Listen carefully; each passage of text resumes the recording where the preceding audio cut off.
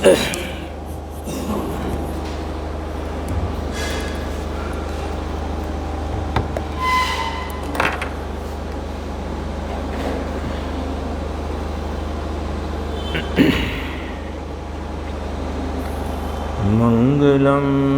भगवान वीरो मंगलम गौतमो गणी मंगलम कुंद कुंदार्यो जैन धर्मोस्तु मंगलम सर्वमंगल मांगल्यम सर्वकल्याणकारकम प्रधानम सर्वधर्माणां जैनम जयतु शासनम। मैं नमो तीर्थनायक को, नमो ओंकारवाणी को, नमो उन कुंद प्रभु को जिन्होंने ओंकार धारण की। अहो उपकार जिनवर का, कुंद का दिव्य वाणी का, जिन कुंद ध्वनि दाता उनका हान स्वामी का। रमियूण जिणम वीरम अनंत वर्णान दंसन सहावम मोक्षामिणियम सारम केवली शुद्ध केवली भणिदम। नियम साधी परमागम ग्रंथ और इसके शुद्ध उपयोग अधिकार की 169 गाथा के उपरांत 285 नंबर का कलश, उस पर अपनी चर्चा चलेगी। और अभी जो अपन सर्व विशुद्ध ज्ञान अधिकार समय सारथी परमागम का, उस पर गुरुदेव श्री का 205 नंबर का श्लोक का थोड़ा भाग शेष था, उस पर भी व्याख्या चली।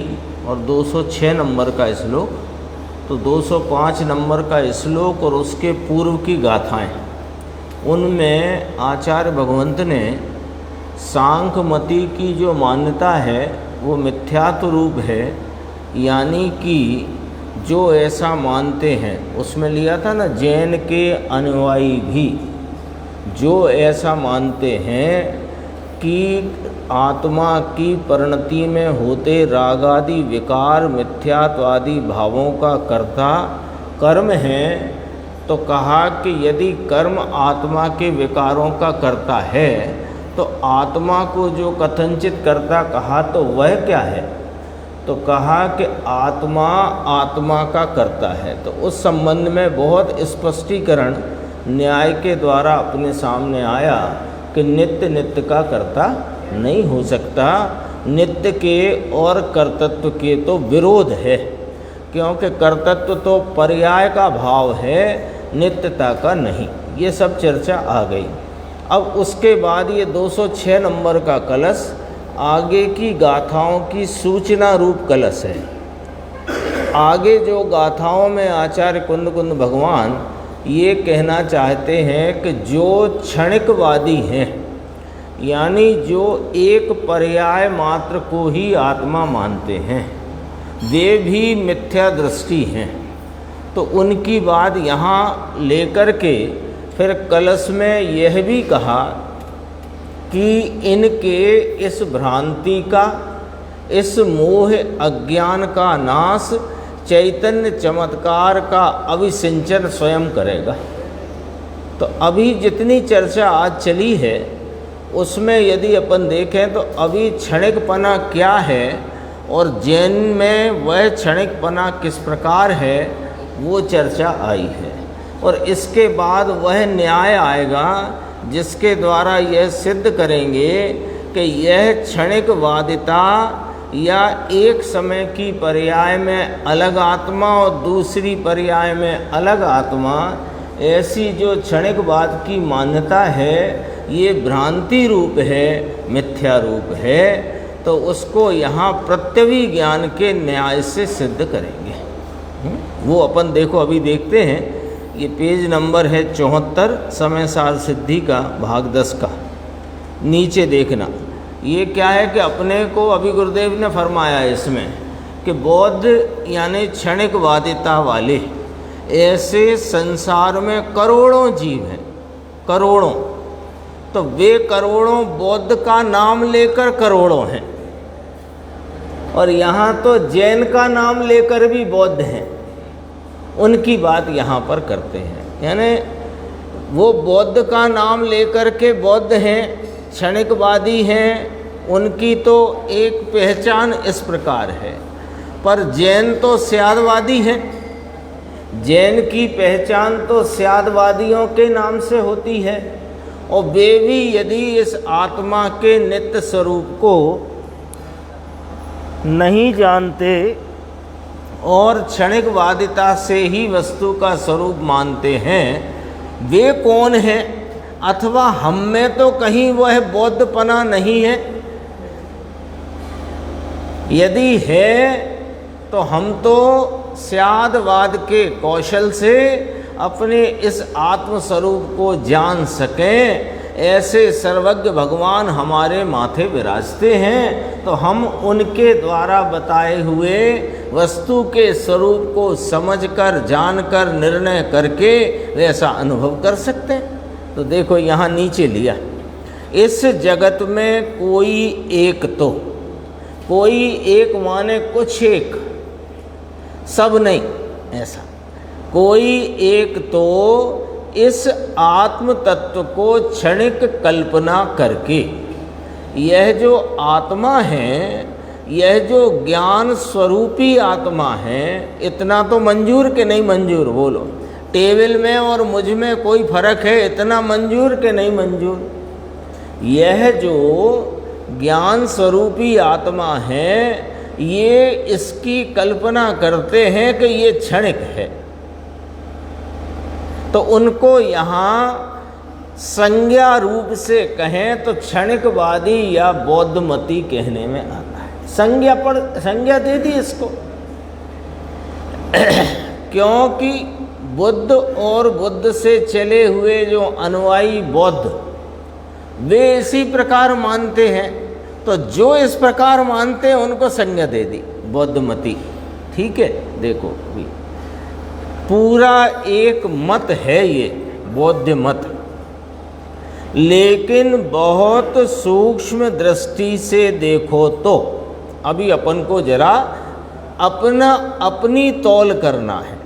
अपनी कसौटी अपने हाथ में है और अपना सोना अपने हाथ में है।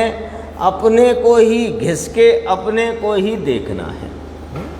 कसौटी सामने है अपने, है ना? ये देखो बहुत सूक्ष्म दृष्टि से देखो तो जिसकी दृष्टि अभी द्रव्य दृष्टि नहीं हुई, त्रकाली ज्ञायक भाव अनादि अनंत सच्चिदानंद प्रभु उसका आश्रय और उसकी दृष्टि नहीं हुई, उसको अनादि से पर्याय में रमत है। ये है वाली सूक्ष्म दृष्टि से। ये सूक्ष्म दृष्टि से किसको देखना है? स्वयं को। स्वयं के बारे में बात है कि जब तक द्रव्य दृष्टि नहीं हुई तो दृष्टि तो कहीं ना कहीं है।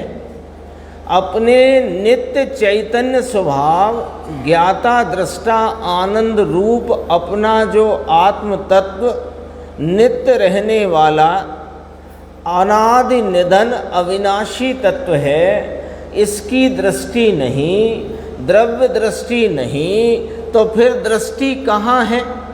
कि एक समय की होती हुई अवस्था, दशा, हालत, पर्याय, वो पर्याय में ही जो इसको घटित होता दिखता है और जिसका भाव का वेदन यहाँ पर है, यही मैं हूँ, ऐसी इसको अनादि से रमत है।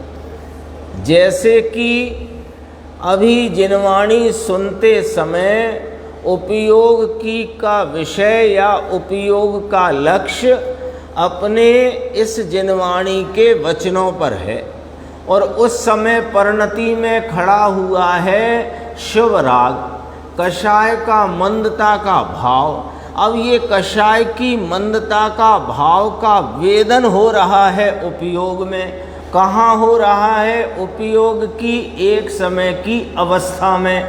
वो अवस्था में जो शुभ राग अथवा कि मंद कषाय का जो वेदन है, ये ही मैं हूँ ऐसा मानने वाला बौद्ध है। बोलो, अपने लिए अपने जांचने की कसौटी रखी है यहाँ पर। खुद को जांचो। जिस पर्याय में अभी वर्तमान में कषाय की मंदता वाले भाव का वेदन है, आस्वादन यानी स्वाद आ रहा है, उस ही समय में वह ज्ञान भाव अपने सदरस रूप एक रूप नित्य भाव से वहाँ विद्यमान है, उसकी दृष्टि नहीं है। और कषाय के वेदन रूप जो स्वाद है उसकी दृष्टि है, नाम ये मैं हूँ। जबकि है कौन कि वहाँ रहा हुआ एक रूप सदृश चैतन्य, चैतन्य या जानने का जो परिणाम नित्य है। नित्य नाम सदैव रहने वाला है। देखो,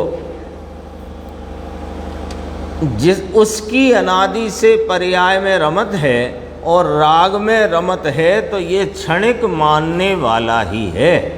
ये बौद्ध मति की जाति का है।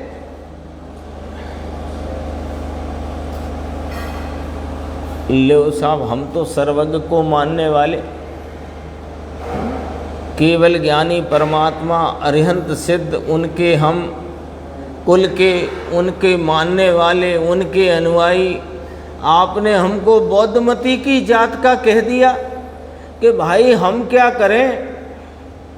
एक ये पर्याय दृष्टि वाले बौद्ध मति कहलाते हैं और तुम पर्याय दृष्टि रखते हो, तो बौद्ध मति की जात के ही तो कहलाओगे। देखो क्या कहा, समझ में आया? बौद्ध मति है वह पर्याय को ही मानते हैं, द्रव्य को मानते नहीं हैं। द्रव्य को नहीं मानते माने त्रिकाली को नहीं मानते। त्रिकाली को नहीं मानते माने सदा एक रूप रहने वाला नित्य स्वरूप जो चैतन्य भाव है उसको नहीं मानते, तो बौद्धमती है। कारण कि पर्याय बदल जाती है, पर्याय का तो स्वभाव ही है बदलना, तो पर्याय बदल जाती है। इतनी एक एक समय का आत्मा है। लो, कषाय मंद हुई तो अपने को धर्मी मानता है। थोड़ी स्थूलता से बात को पकड़ना है समझाने के लिए। कषाय मंद हुई तो अपने को धर्मी मानता है। थोड़े समय बाद अगली, दूसरी, चौथी, 8वीं, 10वीं, 50वीं पर्याय में कषाय तीव्र हुई तो अपने को पापी मानता है। इसकी दृष्टि कहाँ है? विचार कर लो अपन स्वयं ही, कहाँ है दृष्टि हमारी? यदि उस एक समय की पर्याय में आता हुआ जो राग का क्षणिक स्वाद है, उस स्वाद के आधार पर हम अपने को उधर ही मानते हैं, वही मानते हैं, तो हमारी दृष्टि पर्याय दृष्टि है कि द्रव्य दृष्टि है? पर्याय दृष्टि है, वो बौद्ध है।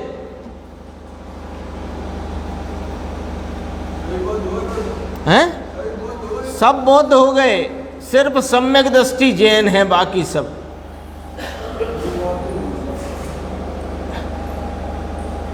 सम्यक दृष्टि जैन है। क्यों? क्योंकि वह स्यादवाद की कुशलता से इस आत्म वस्तु के सम्यक स्वरूप को जानता है, अनुभवता है, उसको ही स्वीकारता है, पर्याय में पलटते भाव को पर्याय का भाव जानता है और नित्यता के भाव को नित्यता का भाव जानता है। वही यहाँ पर अपने को कसौटी रख दी आचार्य भगवान ने कि तुम्हारे हाथ का सोना तुम ही घिस के तुम ही पता कर लो तुम कहाँ खड़े हो, तुम्हारे हाथ में माल क्या है तुम ही देख लो।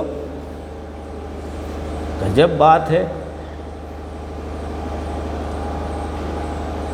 एक समय का आत्मा मानता है, दूसरे समय दूसरा, तीसरे समय तीसरा। इसमें जैन भी देखो आ गया। जैन क्या, पूरी दुनिया वर्तमान पर्याय को मानती है और राग को मानती है, लेकिन पर्याय के पीछे भगवान द्रव्य त्रिकाल आनंद का नाथ है, नित्यानंद प्रभु है, उसकी तो दृष्टि करता नहीं और वर्तमान एक समय की पर्याय में रमता है। ये तो यही मानता है। ये क्षणिकवादी का अभी तो ये अपने को सामने एक पॉइंट रखा कि पर्याय दृष्टि वाले क्षणिकवादी हैं, बौद्ध हैं, भ्रांति रूप अपनी मान्यता में पड़े हुए हैं, मिथ्या दृष्टि हैं, अज्ञानी हैं। अब देखो बात आगे बढ़ेगी। राग द्वेष पुण्य पाप ऐसा किया, अरे ये सब तो पर्याय की बात है। इसको बौद्धमती कहा है, शास्त्र में कहा है भैया, जैन में भी इसको बौद्धमती कहा है। क्षणिकवादी मानने वाले सब बौद्धमती। अब बात को थोड़ा अपन आगे लेते हैं संक्षेप में। ये जिस प्रकार एक एक समयवर्ती पर्याय को ही एक आत्मा मानते हैं। अब पर्याय तो बदल जाती है, तो वो मानते हैं कि पर्याय बदलती है तो आत्मा भी बदल जाता है, द्रव्य बदल जाता है, वस्तु बदल जाती है। तो एक समय का एक आत्मा, दूसरे समय का दूसरा आत्मा, तीसरे समय का तीसरा आत्मा, चौथे समय का चौथा आत्मा, ऐसे हर समय नया आत्मा, ऐसा मानते हैं, है ना। देखो अब अपने को लगेगा कि देखो हम तो आत्मा को नित्य मानते हैं, बौद्धमती एक समय का एक आत्मा मानते हैं, एक समय का एक, दूसरे का दूसरा, तीसरे का तीसरा। ऐसा तो हम नहीं मानते ना, ऐसा तो हम नहीं मानते। तो हम में बौद्ध में फर्क तो रह गया ना। अरे फर्क कुछ नहीं रह गया, बोलने का और धारणा का रह गया। दृष्टि तो पर्याय पर ही है। बोलने में कुशलता आ गई, उससे क्या? तुमने कभी अपने को नित्य स्वीकार किया है क्या? नहीं किया है। जब अपने को नित्य स्वीकार किया नहीं है तो मैं नित्य मानने वाला हूँ, मैं तो नित्य और अनित्य दोनों मानता हूँ, ये सब तुम्हारी धारणा की स्टोरी है, इसमें कोई दम नहीं है। दृष्टि कहाँ है? दृष्टि तो तुम्हारी पर्याय में परिणमित एक समय का जो कषाय की मंदता तीव्रता का स्वाद है, उस पर ही तुम अपनी आत्मा की मोहर लगाकर बैठे हो। तो ये क्षणिकवादी क्या करता है, बात आगे लेते हैं थोड़ी, क्योंकि ये विषय बहुत लंबा है और गंभीर है। बात में आगे कहा कि ये आत्म तत्व को क्षणिक कल्पना करके अपने मन में ही है, नहीं ऐसा, अपने मन में कर्ता और भोक्ता का भेद करता है। ये कैसे हो गया? कि ये ऐसे हो गया कि एक समय का आत्मा अलहदा, दूसरे का अलग, तीसरे का अलग, चौथे का अलग। तो जिसने किया वो थोड़ी भोगता है, वो तो गया आत्मा। अब भोगने वाला आत्मा दूसरा है और दूसरे ने जो किया वो तीसरा भोगे या अगला भोगे, जो भोगे, आत्मा ही बदल गया। तब कहते हैं कि भाई यह जो चैतन्य भगवान आत्मा है ये ज्ञान स्वरूपी है और इस ज्ञान स्वरूपता का एक भाव प्रत्यवी ज्ञान रूप है। वो प्रत्यवी ज्ञान यह सिद्ध कर देता है कि ये वही आत्मा है आत्मा नहीं बदल गया। तो ये जो कर्ता भोक्ता, कर्ता अन्य और भोक्ता अन्य, ये तुम्हारी मान्यता भ्रामक है, ये वाली बात है। देखो इसमें गुरुदेव श्री ने फरमाया है, जरा सा देखते हैं। प्रत्यवी ज्ञान का लिया था, हाँ ये देखो 77 पेज पे गुरुदेव ने जैसा उदाहरण दिया वही पढ़ेंगे अपन। वैसे तो उदाहरण अनेक हैं उसमें। देखो बीच में है, पहले के ज्ञान में जो जाना हुआ वह ही उस ही ज्ञान सहित वर्तमान में जाना। पहले के ज्ञान में जाना हुआ था उस ही ज्ञान सहित वर्तमान में जाना कि मैं इस गांव में आया था। बोलो, होता है ना ऐसा? जैसे कभी आप शिखर जी गए थे, पहले 10-12 साल पहले गए वो, 5 साल पहले गए वो, फिर आप दोबारा पहुँचे तो वहाँ धर्मशाला के मैनेजर को कहा कि भाई साहब 3-4 दिन रुकेंगे। तो उन्होंने कहा ठीक है जी, चाबी लो। चाबी लेके जिस कमरे में पहुँचे, अब वो ज्ञान में था ये पहले इसी कमरे में रुके थे, तो तत्काल वो ताला बाद में खोला, पहले आ गया कि नहीं आ गया? ये वो ही कमरा है, ये वो ही कमरा है। ऐसा जो आपके ख्याल में खड़ा हो गया, ये किस आधार से खड़ा हुआ है? प्रत्यवी ज्ञान। प्रत्यवी ज्ञान माने कि ये ज्ञान वही ज्ञान है, ये बात आ गई ना। उस ज्ञान को अभी वर्तमान में विषय किया और इसको विषय किया। जो सामने ताला चाबी है, कमरा है, गांव है, तो दोनों को विषय करके आपने नक्की किया ना। अभी देखो नक्की तो वो कमरा या गांव हुआ है कि वही है, उस पर से ये आत्मा वही है, ये नक्की हो जाता है। क्यों कि ये जो ज्ञान है वो उसी ज्ञान की पूर्व पर्याय थी और अब जो है ये उसी ज्ञान की वर्तमान पर्याय है। आत्मा बदल नहीं गया। बदल जाता तो ये ज्ञान कहाँ से खड़ा होता? कल अपन बात करते थे, मैं यहीं बैठा था, अब मैं वहाँ बैठा हूँ। तो ये जो ज्ञान यदि वही नहीं है तो ये बात आई कहाँ से? वर्तमान ज्ञान में। वर्तमान ज्ञान में ये बात आई कहाँ से कि ये वही है या यह वह नहीं है?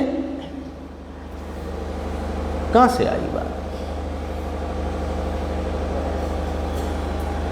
इस गांव में मैं 10 वर्ष पहले आया था, इस ज्ञान को वर्तमान ज्ञान के साथ जुड़ान हुआ तो ज्ञान तो अंदर नित्य रहा कि न रहा? यदि ज्ञान दूसरा है, आत्मा दूसरी है, तो ये कौन लाया कि ये वही है? अभी इसमें और भी चर्चा गंभीर है न्याय की, आगे आएगी, लेकिन ऐसा विचार कौन करता है? होने का होगा वो होगा, क्या होगा ये होगा। 84 के अवतार में भटक भटक के मरेगा, कुछ नहीं होगा। अब अपन अपने विषय पे आते हैं। बाकी चर्चा इसमें अब गुरुदेव श्री आगे लेंगे कल के व्याख्यान में, उससे अपन और इस चर्चा में विशेष स्पष्टता उधर से लेंगे। 285 नंबर कलश है।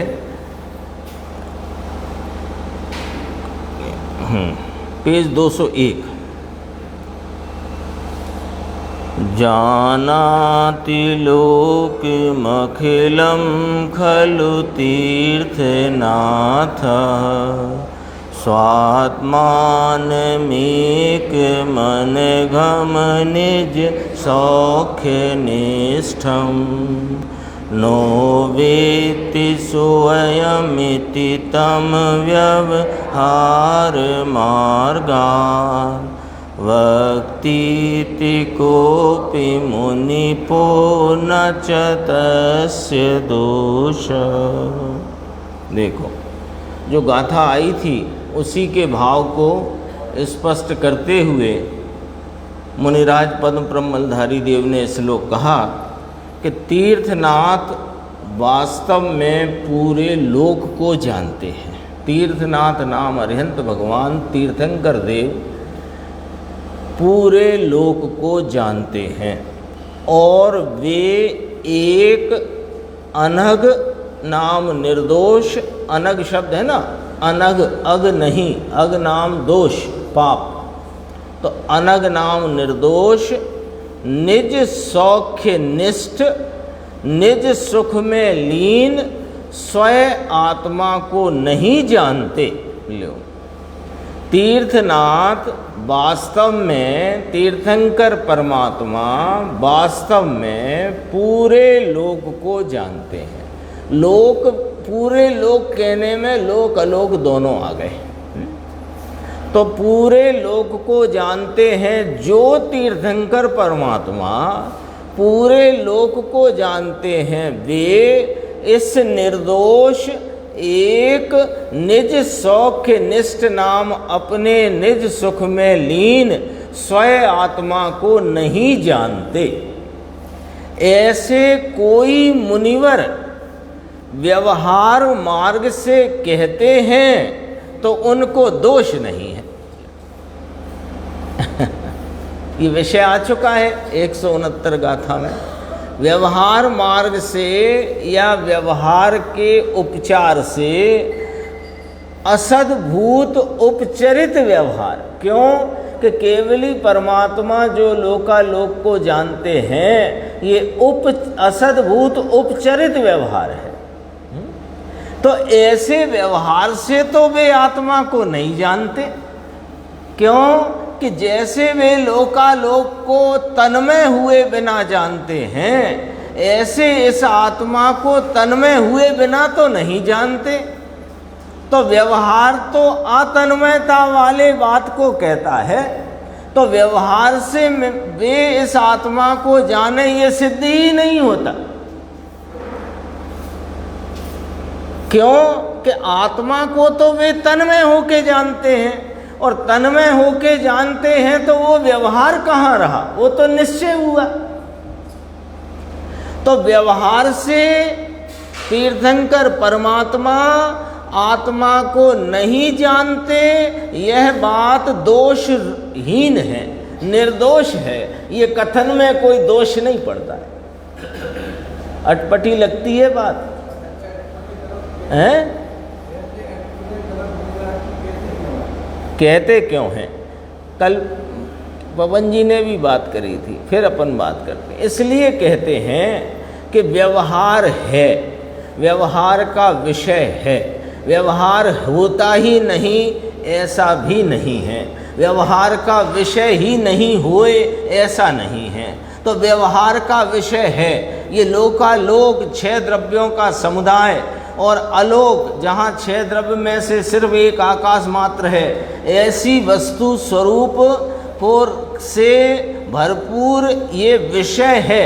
वे प्रमेयत्व गुण से भरपूर हैं, उनके जानने वाला प्रमाता स्वरूप ज्ञान भी है, और उस ज्ञान के ये विषय है, ये व्यवहार है। क्यों कि वे तन्मय होके नहीं जानते, तो व्यवहार हुआ। तो व्यवहार है, व्यवहार का विषय है, तो व्यवहार के विषय को भी सिद्ध करते हैं और निश्चय के विषय को भी सिद्ध करते हैं, और इस प्रकार सिद्ध करते हैं कि व्यवहार के विषय रूप आत्मा नहीं है। ये अटपटी बात लगी ना। तो यहाँ कहना क्या है कि जैसे व्यवहार के विषय रूप ये सारा जगत है, व्यवहार का विषय क्यों कहा ऐसे? देखो, इसलिए कहा वे तो अपनी अपनी सत्ता से हैं, सो तो वे निश्चय से हैं, उनके उनके, लेकिन जानने का जो भाव है वहाँ पड़ेगा ना निश्चय और व्यवहार। तो किसे कहते हैं निश्चय नय, व्यवहार नय। पहले तो नय किसे कहते हैं कि ज्ञान के अंश को नय कहते हैं, ठीक है। तो निश्चय व्यवहार ये दो भेद कैसे पढ़े कि जिसमें उपचार किया जा करके और जो विषय इस शुद्ध आत्मा से भिन्न हैं वे व्यवहार के विषय हुए, है ना, और जो शुद्धात्म स्वरूप है वो निश्चय का विषय हुआ। तो ज्ञान का भाव तो दोनों को जान सकता है, स्वयं पर प्रकाशक है तो वह तो दोनों को जान सकता है। वो जो अपने सिवाय जो जानता है वे व्यवहार के विषय हैं और अपने को जानता है वो निश्चय के विषय। ये कहाँ से लाए कि आगम में से लाए, पराश्रितो व्यवहारा स्वाश्रितो निश्चय। तो गुण भेद को भी व्यवहार कहते हैं अध्यात्म में, हाँ कहते हैं, क्योंकि गुण भेद में नहीं हूँ इसलिए व्यवहार कहते हैं। पर्याय भेद को भी कि हाँ पर्याय भेद भी मैं नहीं हूँ इसलिए कहते हैं। वहाँ पर निश्चय कौन है कि एक रूप अभेद अखंड स्वरूप जो वस्तु है वो मैं हूँ इसलिए वो निश्चय है, बाकी सब व्यवहार है। ये 11वीं गाथा के 4 व्यवहार आज फिर गुरुदेव श्री थोड़ा सा लेंगे, इसको अपन उस तभी पढ़ेंगे, है ना, इसलिए ये बात कही। अब यहाँ साथ में ये बात भी स्पष्ट करना चाहते हैं कि भाई साहब ये ज्ञान स्वयं को भी जाने और पर को भी जाने।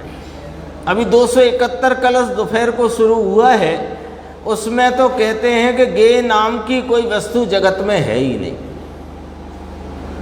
वहाँ तो ज्ञान की कल्लोल बलगन, जो ज्ञान की कल्लोल नाम जो परिणति परिणाम है, वास्तव में ज्ञान तो उसे ही जानता है। लेकिन यहाँ पर वो बात नहीं है। यहाँ पर बात ये है कि ज्ञान जानता है तो ज्ञेयों को जानता है या जिन्हें जानता है वे ज्ञेय हैं, ठीक है। अब किसको किसको जानता है कि स्वयं को भी जानता है और पर को भी जानता है। खरी बात है, बिल्कुल कोई उलझने की जरूरत नहीं है। स्वयं को भी जानता है, पर को भी जानता है। कैसे कि वे उसके ज्ञान के विषय बनते हैं। वो जानता किस प्रकार है वो एक अलग उसकी विवक्षाएं हैं, उसकी अलग व्यवस्था है। पर जानता है किस किस को जानता है मुकेश भाई? स्वयं को जानता है और पर को जानता है। यानी अपने ज्ञान में जानता परिणमता, उसमें स्वयं भी विषय बनता है, पर भी विषय बनता है। पराश्रितो व्यवहारा, तो जितने पर विषय हैं उन्हें वह जानता है, ये व्यवहार कथन है। ऐसे ही इस व्यवहार कथन से हम कैसे कह दें कि वो आत्मा को जानता है? बोलो, हम कैसे कह दें आत्मा?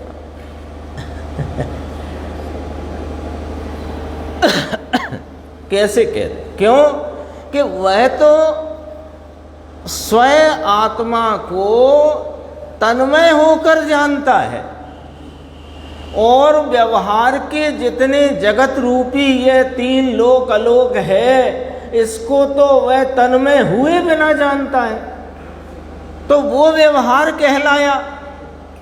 आत्मा को तो तन्मय रहकर जानता है, तो व्यवहार से वो नहीं जानता। ये इसका आचार्य भगवंतों ने एक एक बात, यानी यदि अपन देखें तो कितना श्रम है। आजकल तो कट कॉपी पेस्ट का ज़माना है।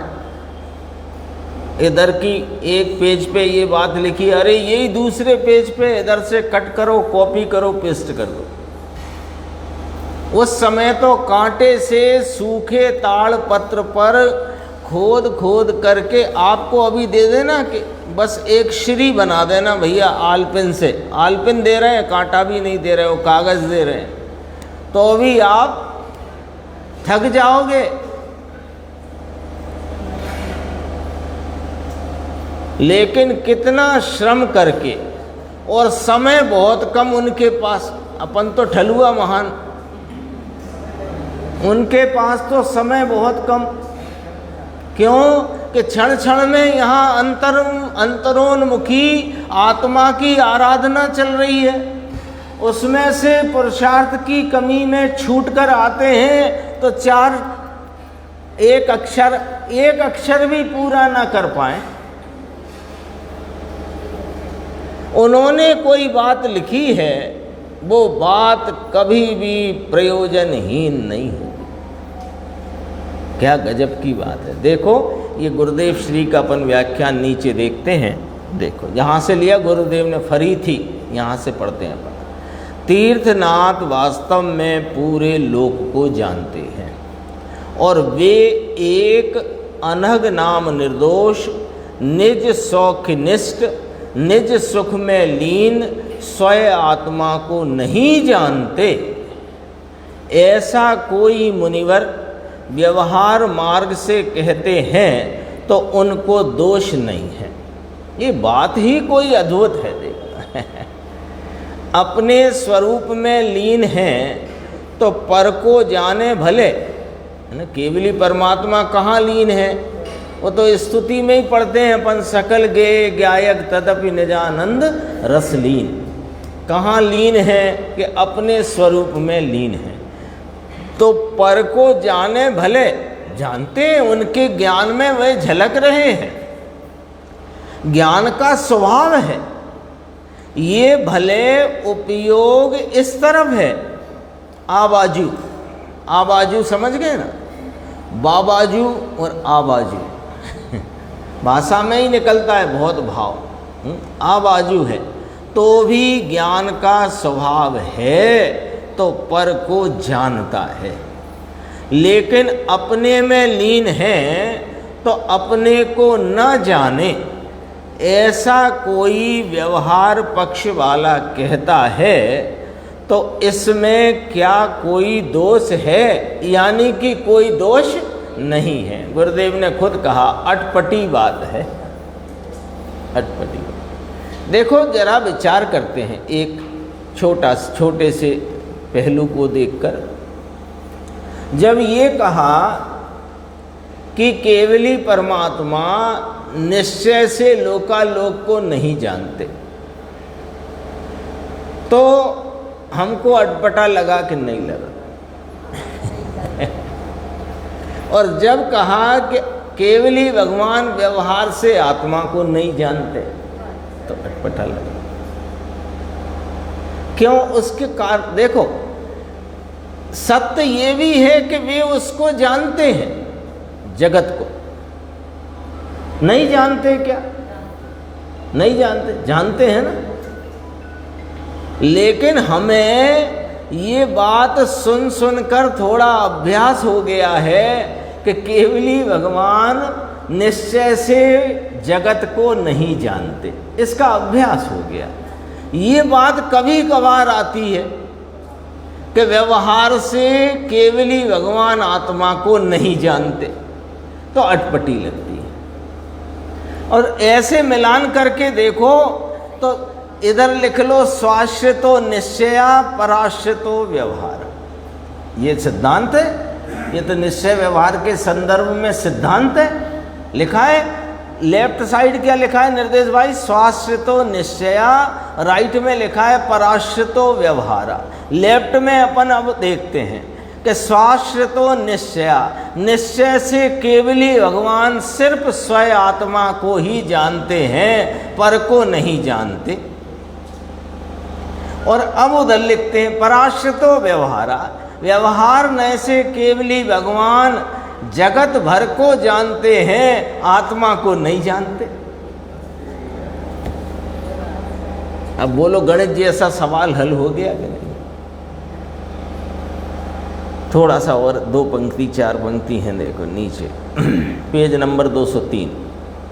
तीर्थनाथ वास्तव में पूरे लोक को जानते हैं और वे एक अनघ निर्दोष, निज शौकनिष्ठ, निज सुख में लीन स्वयं आत्मा को नहीं जानते। ऐसा कोई मुनिवर व्यवहार मार्ग से कहे। देखो अब ये बात तो अपन पढ़ चुके थे, पर इधर क्या एंगल पकड़ा है वो देखो। देखो व्यवहार नए है। लो टीटू भाई साहब, अब बात आई, व्यवहार नए है, इसका विषय भी है। नए है तो विषयी है, नए विषयी है, और विषयी है तो इसका विषय है, लेकिन आदरणीय नहीं। ये ध्यान रखना, व्यवहार पराश्रितो है इसलिए आदरणीय नहीं, निश्चय स्वाश्रित भाव है इसलिए आदरणीय। सब साफ सुथरी बातें हैं। सच में बताएं तो उलझन की बात एक भी नहीं है। और जिज्ञासा वास्तविक हो तो सुलझना ही सुलझना है। प्रतिदिन प्रति स्वाध्याय में वो सुलझने की ही बात है। जिज्ञासा वास्तविक होनी चाहिए। जिज्ञासा नहीं है तो उलझन होती है। जिज्ञासा खरी है, वास्तविक है, तो नियम से सुलझन होती है। यहाँ कहते हैं कि व्यवहारण्य से कोई ऐसा कहता है कि पर को जानते हैं और अपना आत्मा आनंद में है, तो अपने को ना जाने तो इसको क्या कहना। देखो, अपना आत्मा आनंद में है, अपने को ना जाने, इसका क्या कहना। कि व्यवहारण्य से कहते हैं कि आत्मा को नहीं जानता, क्योंकि जिस प्रकार व्यवहार में जानने की बात कहता है उस प्रकार तो आत्मा को यह ज्ञान नहीं जानता। ये वाली बात है। इसके बाद 170 गाथा है। मैं सिर्फ गाथा पढ़ते हैं अपन थोड़ा सा, जिससे विषय की अपनी उस तरफ की जिज्ञासा हो जाए 1 मिनट के लिए। नाणम जीव स्वरूपम तमहा जानी अपगम अप्पाणम न विजानदी अप्पादो हो दिविदिरितम। ज्ञान जीव स्वरूप तेथि जीव जाने जीवने जीवने न जाने ज्ञान तो ये जीव थी जुद ठहरे। क्या गजब की बात है। अन्वयार्थ देखना। ज्ञान जीव का स्वरूप है, ज्ञान जीव का स्वरूप है। मिठास शक्कर का स्वरूप है, खारापन नमक का स्वरूप है, ज्ञान जीव का स्वरूप है। इसलिए आत्मा आत्मा को जानता है। फिर कहा आत्मानम न अपि जानति। यदि ज्ञान आत्मा को नहीं जानता है तो आत्मा से फिर वह ज्ञान व्यतिरिक्त नाम भिन्न ठहरेगा। फिर आत्मा कोई न जाने। अभी तो क्या कहा था, व्यवहारण्य से यह केवल ज्ञानी आत्मा, केवल ज्ञानी तीर्थंकर देव आत्मा को नहीं जानते। अब बात को यहाँ कहते हैं कि आत्मा आत्मा को ना जाने तो आत्मा और ज्ञान जुदा ठहरेंगे। तो ये वाली बात यहाँ चलेगी। इसमें न्याय से है, हो सके तो इसकी टीका यदि अपन पढ़ के आएंगे तो इसमें बहुत गंभीर अर्थ और भाव है। शेष चर्चा आगे की सकते हैं। शुद्ध स्वरूपी अविनाशी में आत्मस्वरूप सहनानंदी।